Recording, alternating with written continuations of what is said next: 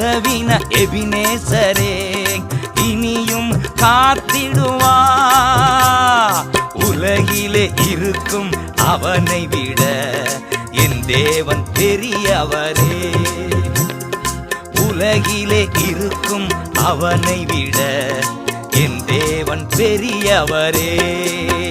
இரத்த கோட்டைக்குள்ளே நான் நுழைந்து விட்டேன், இனி எதுவும் அணுகாது, எந்த தீங்கும் தீண்டாது.